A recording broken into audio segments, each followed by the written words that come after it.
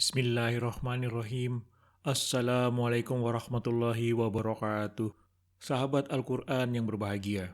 Hari ini insya Allah kita akan melanjutkan membaca terjemahan dan tafsir dari firman Allah Subhanahu wa Ta'ala dalam surat Al-Baqarah tentang peringatan Allah Subhanahu wa Ta'ala kepada Bani Israel. Ayat yang akan kita bahas adalah ayat 67 sampai dengan 74 tentang kisah penyembelihan sapi betina. Surat ini dinamai surah Al-Baqarah atau sapi betina karena mengandung kisah penyembelihan sapi. Adapun penjelasan ayat-ayat tersebut adalah sebagai berikut. Ayat 67 sampai dengan 73 menjelaskan tentang kisah sapi betina dan pelajaran yang terkandung di dalamnya. Ayat 74 penjelasan mengenai kerasnya hati orang-orang Yahudi. Mohon dapat mengikutinya sampai selesai.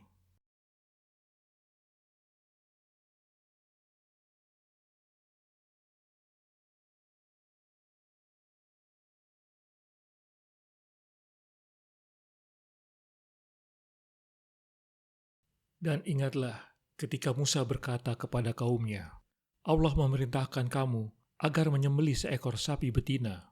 Mereka bertanya, apakah engkau akan menjadikan kami sebagai ejekan? Dia Musa menjawab, aku berlindung kepada Allah agar tidak termasuk orang-orang yang bodoh.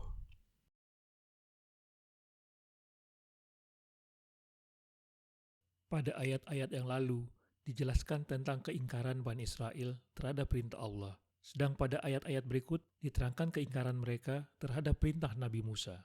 Dan ingatlah ketika Musa berkata kepada kaumnya, yang meminta agar ia memohon pada Tuhan agar memberi solusi dari masalah pembunuhan di kalangan mereka. Allah memerintahkan kamu agar menyembelih seekor sapi betina, yang dimaksudkan agar mereka menghapus sisa syirik karena pernah menyembah anak sapi dan siap kembali pada akidah yang benar. Perintah ini dinilai sebagai bentuk ketidakseriusan Musa. Karena itu mereka bertanya, apakah engkau akan menjadikan kami sebagai ejekan? Pertanyaan ini sungguh tidak pada tempatnya, karena mereka tahu sifat Musa yang tidak pernah main-main. Dengan sikap prihatin, Musa, menjawab, aku berlindung kepada Allah agar tidak termasuk orang-orang yang bodoh yang sering menjadikan ajaran agama sebagai permainan.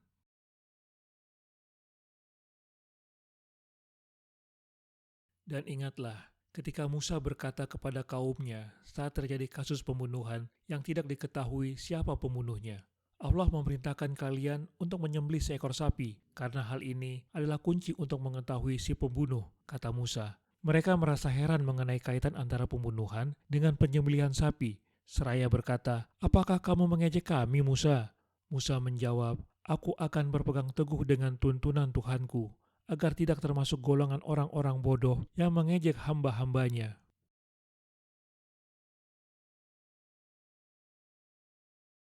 Mereka berkata, mohonkanlah kepada Tuhanmu untuk kami, agar dia menjelaskan kepada kami tentang sapi betina itu.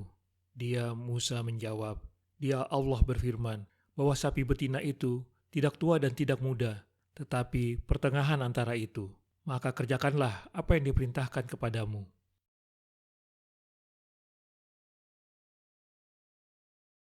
Syarat untuk mengungkap pembunuhan hanya dengan menyembelih seekor sapi. Akan tetapi, orang Yahudi justru mempersulit diri dengan mengajukan beragam pertanyaan. Hal ini diawali ketika mereka berkata, mohonkanlah kepada Tuhanmu. Ungkapan ini mengisyaratkan pada Tuhan itu hanya Tuhan Musa, bukan Tuhan mereka. Untuk kami, agar dia menjelaskan kepada kami tentang sapi betina itu. Apakah sapi itu masih muda atau yang tua? Mendengar pertanyaan ini, Musa, menjawab. Dia berfirman bahwa sapi betina itu tidak tua dan tidak muda, tetapi pertengahan antara itu. Setelah penjelasan ini, maka kerjakanlah apa yang diperintahkan kepadamu. Tetapi tampaknya mereka masih tidak puas, dan kemudian mengajukan pertanyaan lain, yaitu seperti yang diungkapkan pada ayat berikutnya.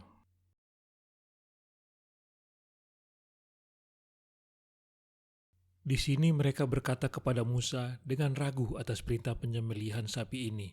Mohonkan Tuhanmu agar menerangkan ciri-ciri sapi itu kepada kami.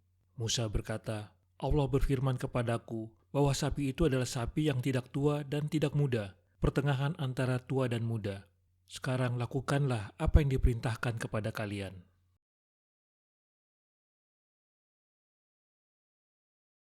Mereka berkata, "Mohonkanlah kepada Tuhanmu untuk kami, agar Dia menjelaskan kepada kami apa warnanya." Dia, Musa menjawab, "Dia Allah berfirman bahwa sapi itu adalah sapi betina yang kuning tua warnanya, yang menyenangkan orang-orang yang memandangnya."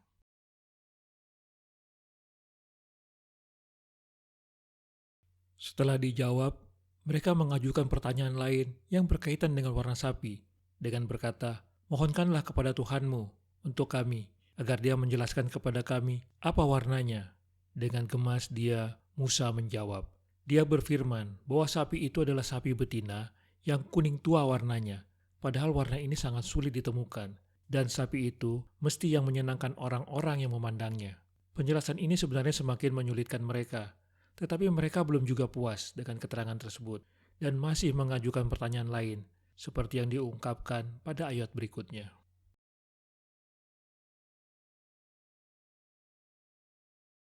Tetapi mereka tetap ragu-ragu, kemudian berkata, "Mintalah kepada Tuhanmu agar menerangkan kepada kami warna sapi itu." Kemudian Musa menjawab dengan menyitir firman Allah, "Sapi itu berwarna kuning tua, jernih, dan menyenangkan orang yang memandangnya, karena kejelasan dan kejernihan warnanya itu."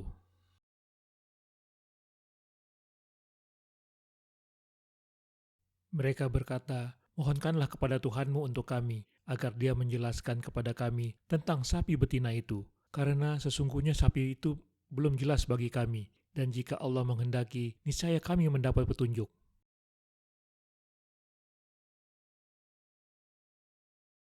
Ketidakpuasan mereka atas jawaban Nabi Musa diungkapkan dengan berkata, "Mohonkanlah kepada Tuhanmu untuk kami keterangan lebih lengkap agar Dia menjelaskan kepada kami secara lebih detail tentang keadaan sapi betina itu. Yang sedemikian ini karena sesungguhnya sapi itu masih juga belum jelas bagi kami.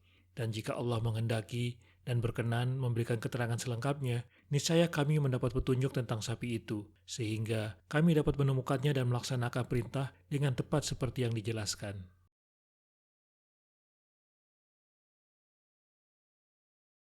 Mereka bersikeras untuk bertanya lagi, "Mohonkanlah Tuhanmu untuk menerangkan kepada kami tentang hakikat sapi itu. Bagi kami, sapi itu masih samar. Kami insya Allah akan mengikuti petunjuk itu dengan seizin Allah."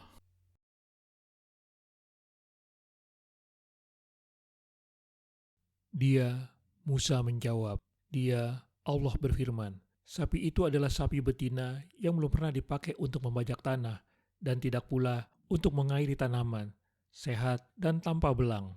Mereka berkata, "Sekarang barulah engkau menerangkan hal yang sebenarnya." Lalu mereka menyembelihnya dan nyaris mereka tidak melaksanakan perintah itu.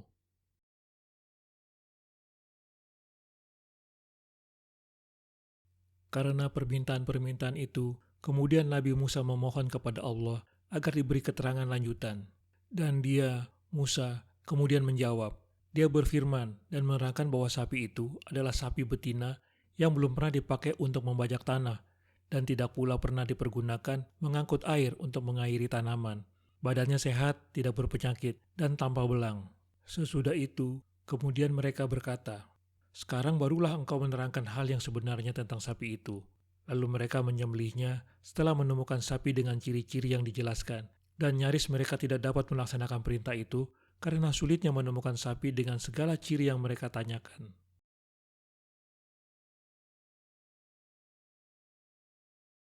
Kemudian Musa berkata kepada mereka, "Firman Allah, sapi itu adalah sapi yang tidak pernah dipakai untuk membajak tanah untuk ditanami. Juga bukan sapi yang dipakai untuk menyirami tanah yang akan dipakai untuk bercocok tanam. Sapi itu tidak memiliki celah dan tidak memiliki warna yang berbeda dengan kebanyakan warna tubuhnya." Mereka berkata, "Sekarang kamu telah memberikan keterangan yang jelas tentang sapi itu." Mereka kemudian mencari sapi yang memiliki ciri-ciri itu untuk disembelih. Hampir saja mereka tidak dapat melaksanakannya akibat banyaknya pertanyaan mereka dan akibat kekeras kepalaan mereka yang terus-menerus.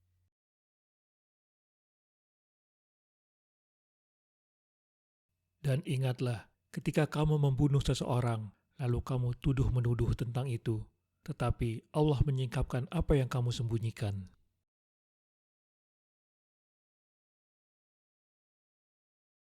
Latar belakang dari perintah penyembelihan sapi ini adalah terbunuhnya seorang tua yang kaya di kalangan Bani Israel, yang belum terungkap pelakunya. Karena permohonan yang diajukan, maka Allah mengingatkan mereka dengan mengatakan, "Dan ingatlah ketika salah seorang dari kamu membunuh seseorang yang tidak bersalah, lalu kamu tuduh-menuduh tentang peristiwa misterius itu. Akan tetapi, Allah dengan kehendaknya kemudian menyingkapkan apa yang kamu sembunyikan." Peristiwa ini menunjukkan bahwa Allah itu Maha mengetahui apa saja yang tampak jelas atau yang disembunyikan.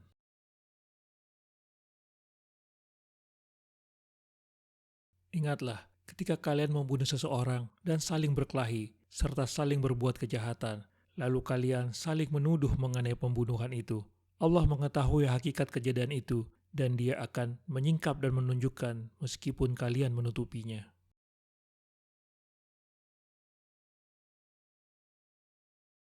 Lalu kami berfirman, pukullah mayat itu dengan bagian dari sapi itu.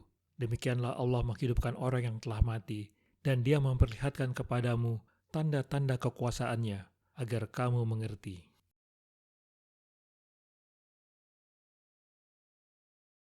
Sesudah sapi yang ditetapkan itu disembelih, lalu kami berfirman, pukullah mayat itu dengan bagian dari potongan atau daging sapi itu. Dengan izinnya, hiduplah orang yang sudah terbunuh itu. Demikianlah Allah memperlihatkan kekuasaannya dengan menghidupkan kembali orang yang telah mati untuk mengungkap pelaku pembunuhan.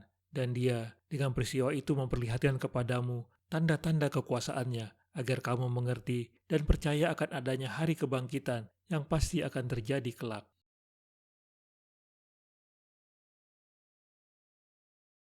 Kemudian kami berfirman melalui Musa, pukullah mayat itu dengan bagian tubuh sapi ini. Kalian pun lalu melakukannya. Allah menghidupkan mayat itu agar menyebutkan nama orang yang membunuhnya, untuk kemudian jatuh kembali dan mati. Hal ini menjadi mukjizat Musa dari Allah. Karena Allah Maha Kuasa atas segala sesuatu, maka dengan kekuasaannya inilah Dia menghidupkan orang-orang mati pada hari kiamat. Dia menunjukkan kepada kalian tanda-tanda kekuasaannya, agar kalian memikirkan dan mengambil pelajaran darinya.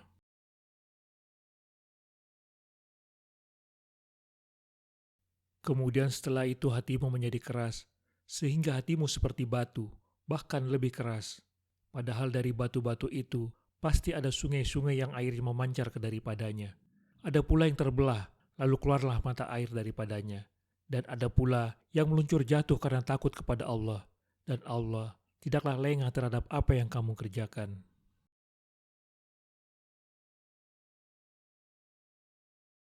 Ayat-ayat berikut ini menerangkan respons kaum Yahudi pada masa Nabi Muhammad tentang kisah nenek moyangnya. Kemudian setelah kaum Yahudi mendengar kisah dan mengetahui sikap mereka itu, hatimu menjadi keras, sehingga menjadi seperti batu atau bahkan lebih keras dari batu.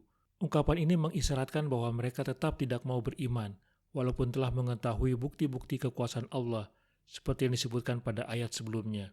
Bahkan mereka justru bertambah ingkar kepada Tuhan. Padahal dari batu-batu itu, pasti ada sungai-sungai yang airnya memancar daripadanya. Sementara dari celah hatimu, tidak ada setitik cahaya ketakwaan yang memancar.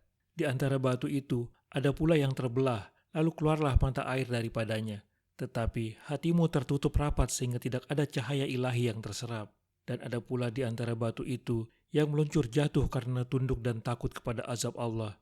Sedangkan hatimu semakin menunjukkan kesombongan yang tampak dari sikap dan tingkah lakumu.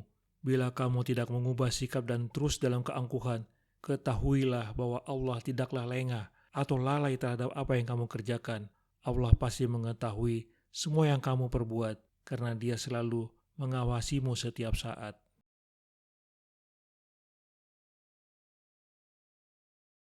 Kemudian, setelah terlihat bukti-bukti itu semuanya, kalian masih juga tidak mau memenuhi panggilan dan seruan Musa.